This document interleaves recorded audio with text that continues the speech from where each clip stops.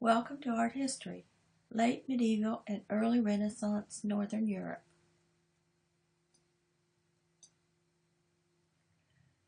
Map of France, Duchy of Burgundy, and the Holy Roman Empire, 1477.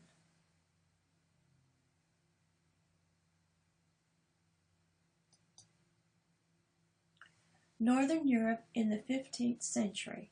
This period saw social and political turmoil throughout, but it also witnessed important innovations in artistic technique. There was an active royal and ducal church and private patronage of the arts. In the Duchy of Burgundy and Flanders, a region that included present-day Belgium, Netherlands, Luxembourg, and northern France, Claus Sluiter was commissioned to create the Well of Moses for the Carthusian monastery at Chemol. Flemish painter Jan van Eyck specialized in the use of oil paints on wood panel, a medium that produced rich, vibrant images.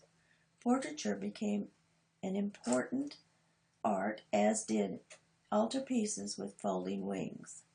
And Flemish paintings in general are marked by their extraordinary realism and scenes and objects of everyday life.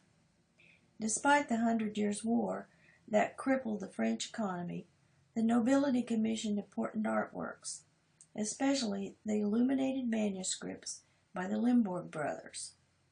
Artists in the Holy Roman Empire retained the late Gothic style of the previous century. The Limbourg brothers, Paul, Jean, and Herman, created Les Très Riches Hours de Berry.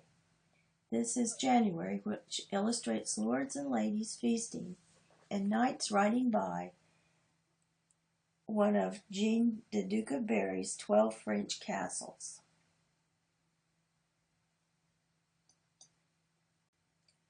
The Duke of Berry's castle, illustrated in October, includes peasants planting crops.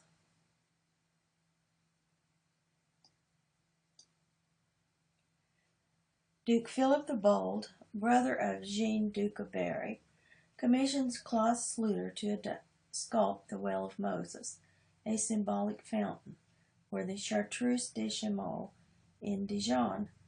Sluiter's late medieval, early Renaissance sculptures are more realistic than the French Gothic Jab sculptures.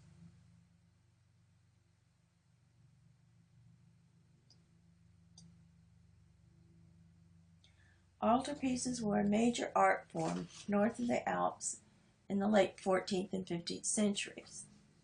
The Merode altarpiece, oil on wood, is one of the most well-known. Particularly important devices used are the typical Flemish interior, sumptuous gown of the angel and Mary, the donors' portraits on the left, and Joseph with a view of the city on the right. Madonna in a church depicts the interior of a typical northern church.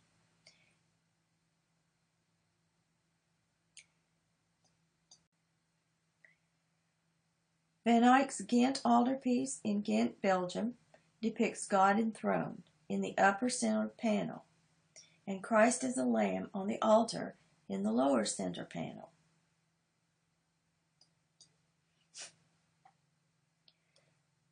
Symbolism in this wedding portrait includes the dog Fido for fidelity, sandals used as symbols for holy ground. The candle is the all-seeing eye of God. Many other objects are imbued with symbolic meanings of the time. The Anort beds were often employed as interior decorative items in setting rooms. Van Eyck has signed his painting. The iconography of Hugh van der Gogh's Portinari altarpiece continues a tradition of symbolic meaning in objects and persons of artwork.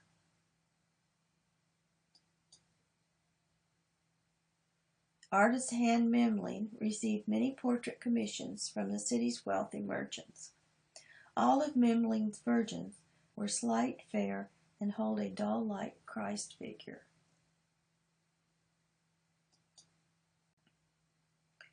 Jan van Eyck's portrait, Man in a Red Turban, is the first known Western portrait in 1,000 years that looks directly at the viewer. This and the inscribed frame led to the belief that it is self-portrait. Artists of the time wore red turbans as status symbols.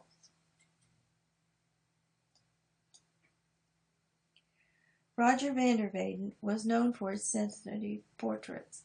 This is a portrait of Anne of Cleves. She was one of Henry VIII's wives, although briefly, and not beheaded. Tilman Riemenschneider's figures seem alive. He incorporated the intricate Gothic forms and an endless, restless running line through the garments of the figures to energize the altarpiece.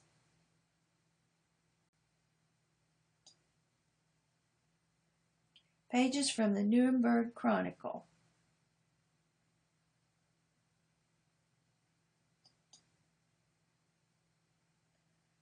Madonna in the Rose Garden by Stefan Lochner.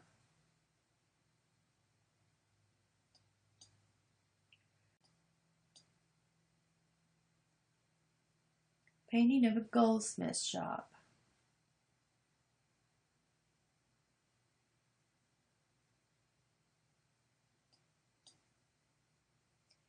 Martin Schollinger's St. Anthony Tormented by Demons.